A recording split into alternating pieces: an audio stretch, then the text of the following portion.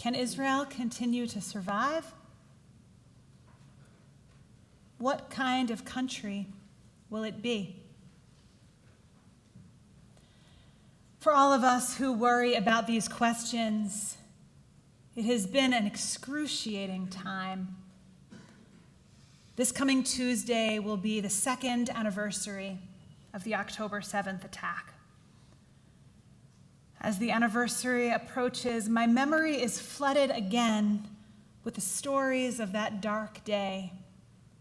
Stories and faces of tragedy as well as of heroism.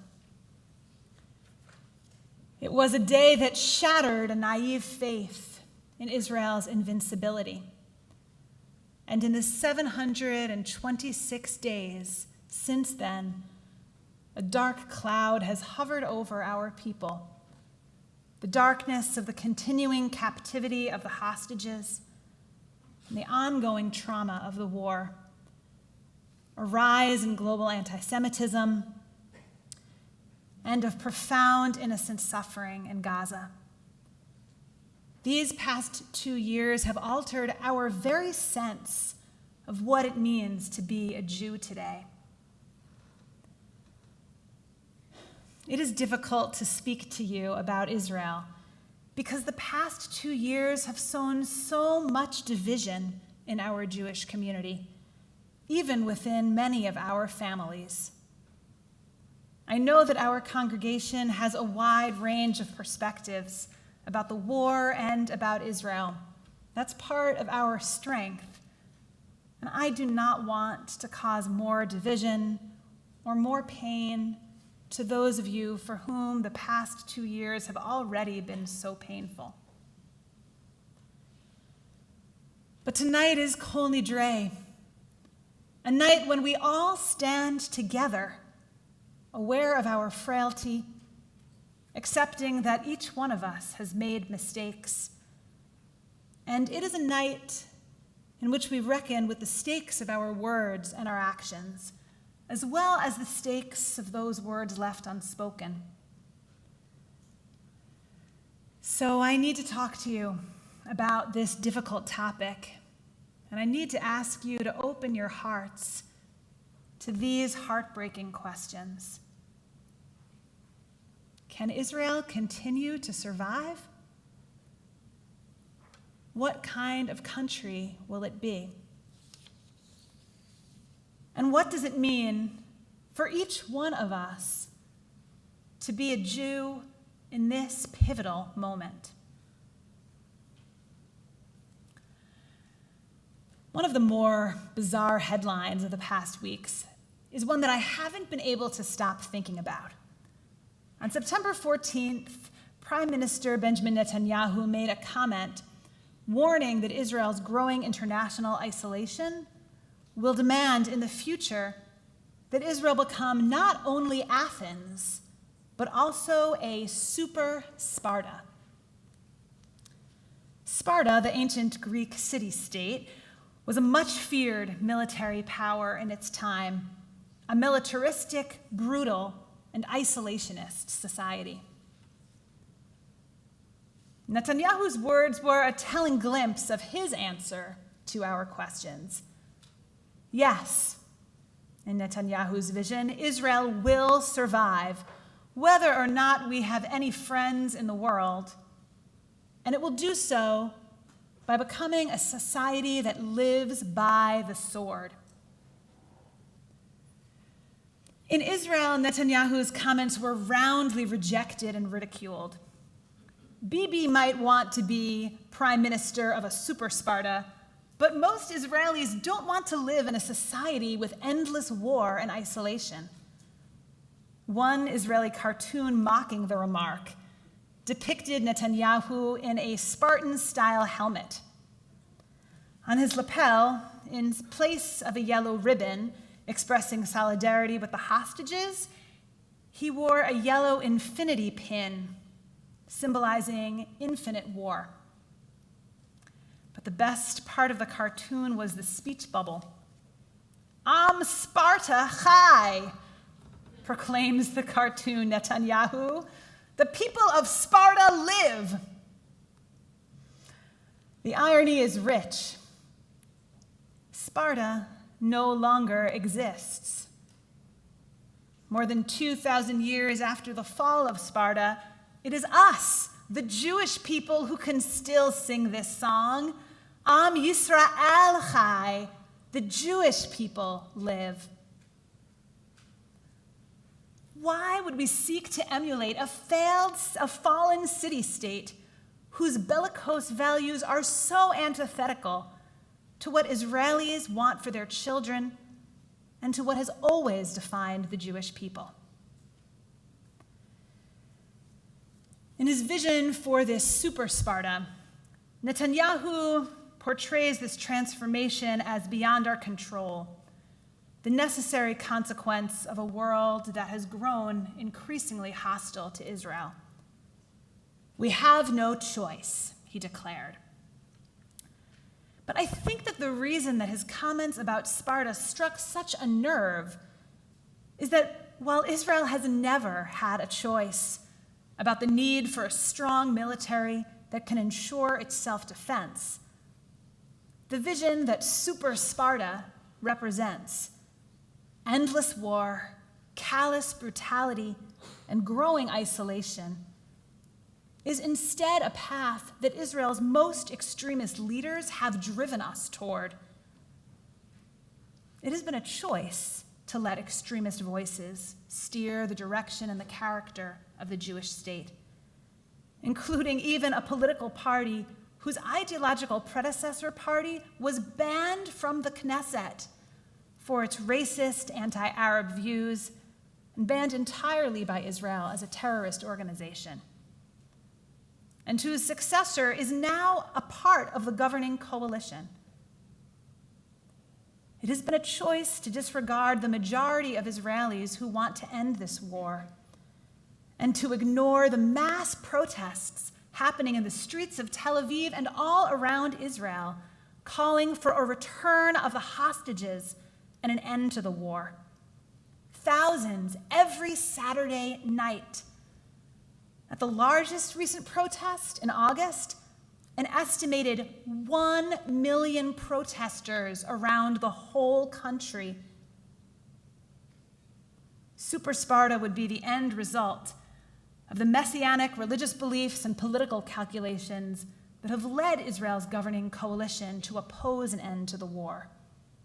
Often, by the way, in direct contradiction to the advice of Israel's own military leaders, even when the lives of the hostages are at stake, even when innocent children are dying, even when the moral cost is so high. The super Sparta metaphor is especially uncomfortable for us as American Jews, because for most of us, military power has never been part of our diaspora Jewish identity. The past generations of my family, as I spoke about on Rosh Hashanah, found safety in America's inclusive democracy, not in Jewish self-defense. But Israeli Jews have a different perspective, in part because so many of their families were the Jews who had no safe passage to America or any other safe harbor. When they fled persecution, Israel was their only refuge. And Israelis have always known all too keenly how much they rely on the IDF to keep their homes and communities safe. Without military power, Israel's citizens, more than half the Jews in the world, and Muslim and Christian citizens as well, would be at the mercy of the armed fundamentalist groups and regimes that have committed themselves to Israel's destruction. October 7th was a bitter taste of what even the weakest of these groups can accomplish when there are holes in Israel's defense. The super Sparta metaphor is disturbing because Judaism does not valorize war. The rabbis write over and over about the preciousness of peace, the greatest of God's blessings. But neither does our tradition romanticize powerlessness. Self-defense is a moral value. The early Zionists, like generations of Jewish leaders before them, had seen the costs of Jewish powerlessness all too clearly in pogroms and then in the Holocaust. As Rabbi Ami Hirsch, my mentor in my first pulpit, said to his congregation on Rosh Hashanah, Jewish history has proven conclusively that it is far better for Jews to have power and agonize over its moral use than to be powerless and at the mercy of the dark lords.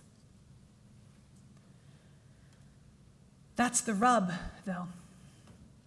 Without military power, Israel would not survive. But with this newfound power comes great and heavy responsibility about how to use it morally. As Israeli-American journalist Yossi Klein Halevi has written, never before in Jewish history was there an October 7th where we had the capability of responding with October 8th. And over the past 2 years, what I believe started as a just war, a war of self-defense, has evolved to raise troubling questions about who Israel will be as a country and who we will be as a Jewish people. This moral wrestling has been difficult to do under conditions of so much trauma and fear. In Israel, October 7th is not so much a wound that needs healing, but an open sore. The ongoing plight of the hostages, the missiles from Iran, from Hezbollah, and from the Houthis that killed some Israelis and have sent many more running to bomb shelters over and over. The heavy burden on reserve soldiers, some of whom have been away from their families and their jobs for months at a time. The number of Israelis who have only very recently been able to return to the homes they were forced to evacuate in the north and in the south. And here in America, the Jewish experience of the past 2 years has been soaked in fear of anti-Semitism from the right and from the left, and by a bitter divisiveness within our Jewish community. Rabbi Daniel Hartman points out that when we are afraid, we turn inward and put up our defenses. And then it's hard to find the strength for nuanced moral conversations. But despite all of this, despite the fear, despite the very real threats, despite the complexity of trying to discuss morality during war, we cannot give up on finding our moral voice. As Rabbi Dana Sharon, one of the Israeli Reform rabbis I met while I was in Israel during my sabbatical, put it to us, they took so much else away from us on October 7th. We will not allow them to take away our values. What does it mean to be a Jew in this moment?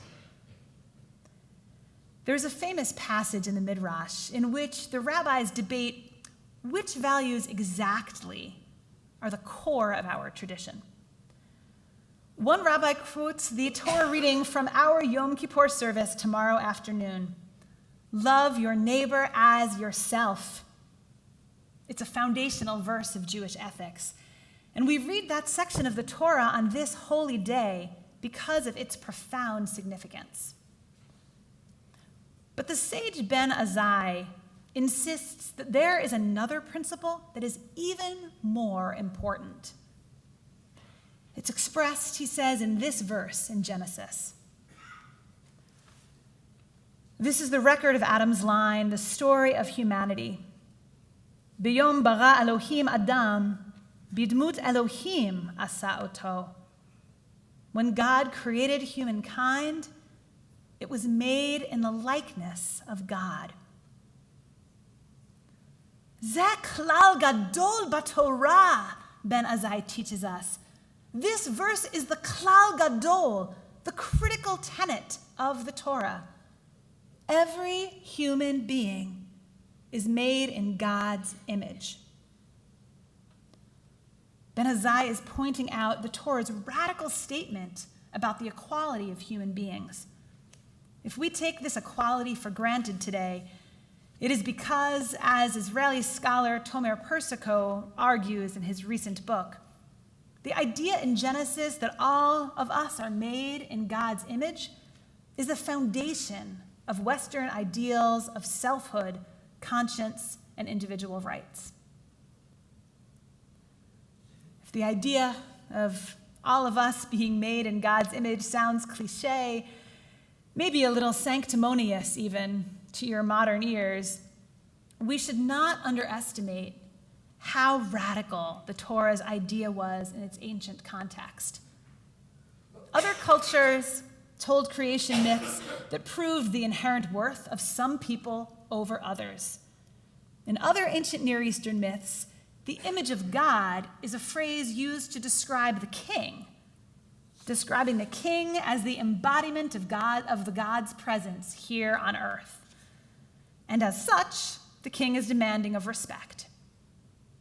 And Plato, who wrote approvingly of many aspects of Sparta's culture, retells a myth that God formed different human beings from different materials: gold to create royalty, silver to create warriors, iron and copper to create ordinary laborers. It is our verse in Genesis, the core principle Ben Azai tells us of all of Judaism, that radically rejects these hierarchical visions of humanity. The Torah, Ben Azai tells us, does not begin with Abraham and Sarah, with the story of the Jewish people. The Torah begins with Adam and Eve, the ancestors of all humanity. Adam and Eve were not Jewish, but they and all of their descendants, all of us, the Torah teaches, are made b'tselem Elohim, in God's image.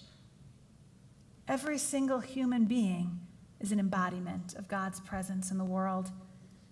Every single human being has inherent dignity and inherent value.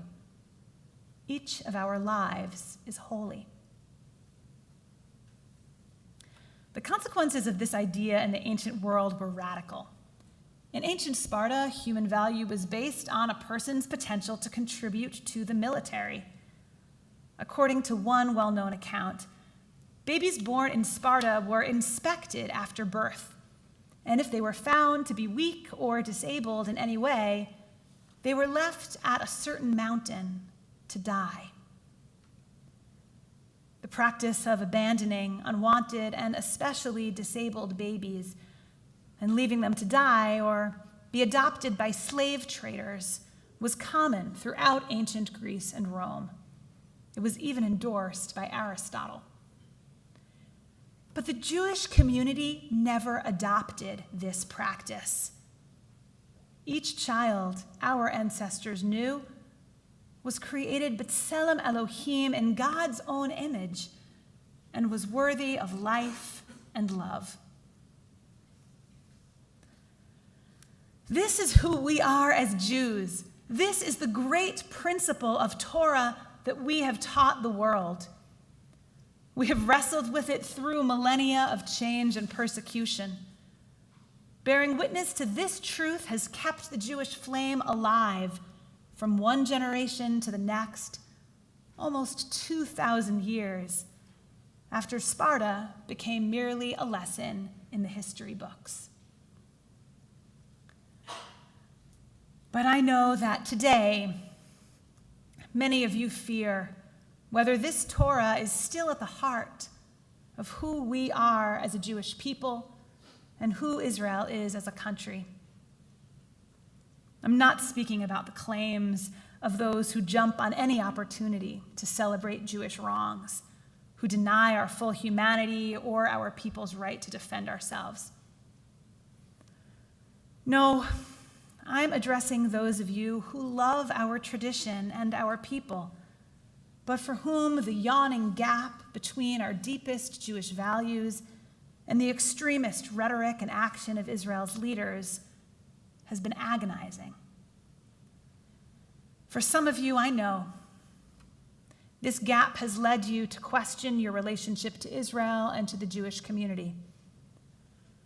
For others, it has led to a kind of moral resignation, a doubt about whether our highest values are in fact a kind of idealistic luxury that we simply can't afford. We must not accept this false choice between Israel's survival and its values.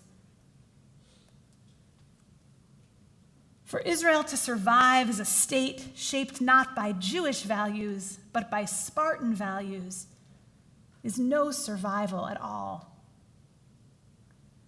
We are called to bear witness to our deepest values today, even amid the trauma and the fear of the current Jewish reality.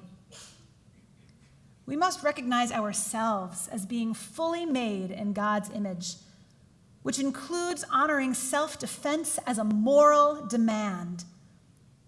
And at the same time, we must recognize God's image in all of humanity, including innocent people suffering in Gaza. Recognizing that God's image is in Gaza's children means that we as Jews cannot spend our time debating whether civilians in Gaza are starving or merely hungry. And we cannot let the inhumane behavior of Hamas terrorists who steal food and incite violence at distribution sites provide Israel with an excuse for not doing everything in its power to ensure that civilians have access to enough food. When human beings are hungry, our Jewish response must be to feed them. Recognizing God's image in Gaza's civilians means that we cannot allow our own grief to prevent us from crying out against the deaths of innocent children and whole families who sheltered in a hospital, even when terrorists have used that hospital as cover and them as human shields. Nor can we absolve Israel wholly of responsibility for the consequences of its choices. Recognizing God's image in Palestinians as much as we do in ourselves means that we cannot allow our despair about the difficulty of achieving peace to make us numb to the horror of Jewish settler violence against Palestinians in the West Bank, or to Jewish fundamentalist calls for ethnic cleansing in Gaza, those most extremist voices in Israel's government who have sometimes even gleefully called for an expulsion of Palestinians and an Israeli resettling of Gaza. As Tomer Persico, the same Israeli scholar who studied the image of God, writes, "We are in a struggle for the essence and soul of our tradition. Extremism is on the rise around the world, and sadly, the Jewish people is no exception. But we cannot let these extremist voices define what it means to be a Jew. Ours is a tradition deeply rooted in ethics and tethered to humanism, and we must fight to uphold the klal gadol of the Torah, the core tenet of the Torah.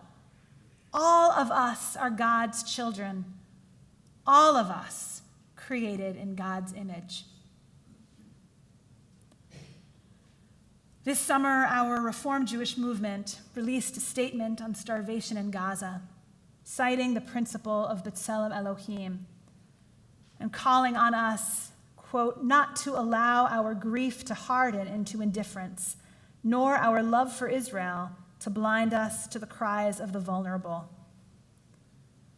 I was both heartbroken and proud to sign a letter, together with more than 1,000 of my rabbinic colleagues worldwide, that called out, quote, the grave moral crisis threatening the very basis of Judaism as an ethical voice that it has been since the age of Israel's prophets, calling on Israel's government to respect all innocent life, to stop the use and threat of starvation as a weapon of war, to increase humanitarian aid, to work urgently to bring home all the hostages and end the fighting, to curb settler violence, and to open channels of dialogue toward a just settlement and toward peace. And while I am proud that liberal Jews have showed such leadership in raising this moral voice, it's also heartening to know that we are not the only ones doing this work. In August, 19 of Israel's former most senior security officials, spanning multiple decades and serving under governments led by different political parties. These 19 security experts released a video calling for the end of the war and the return of the hostages. We have a duty to stand up and say what we need to say, former Shin Bet director Ami Ayalon said. This war started as a just war. It was a defensive war. But once we achieved all its military objectives, once we achieved a brilliant military victory against all our enemies, this war stopped being a just war. It is leading the state of Israel to the loss of its security and identity. Also, in early August, a group of 80 Orthodox rabbis signed a letter written by a longtime leader at Yeshiva University who now lives in Israel. We must affirm that Judaism's vision of justice and compassion extends to all human beings, they wrote. This is the foundation of our ethical obligation, to demand policies that uphold human dignity, to provide humanitarian aid wherever possible, and to speak out when our government's actions contradict the Torah's moral imperatives, no matter how painful this may be to accept. The future of Israel depends not only on its military strength, but on its moral clarity.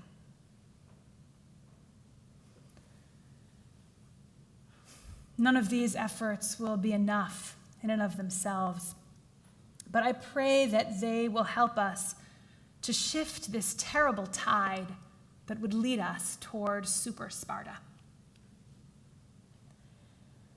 This is the record of Adam's line, the story of humanity.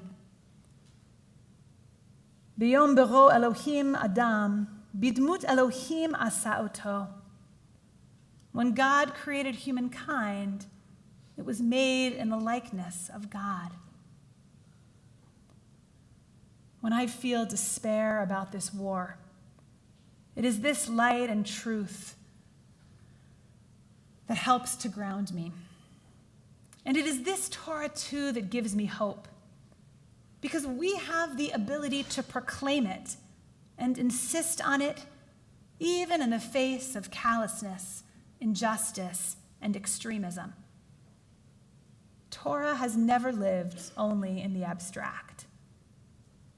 No, Torah lives in our words and our deeds, in the living out of the covenant between the Jewish people and God, from one generation to the next.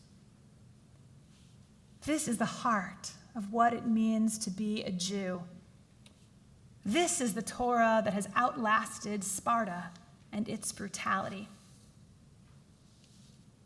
On this holy night, we are called to search our hearts and consider our deeds.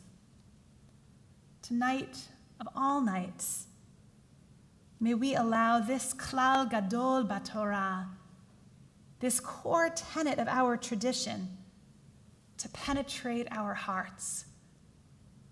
May it shape our words and deeds in this coming year. This Torah, And this wrestling, this is what it means to be a Jew.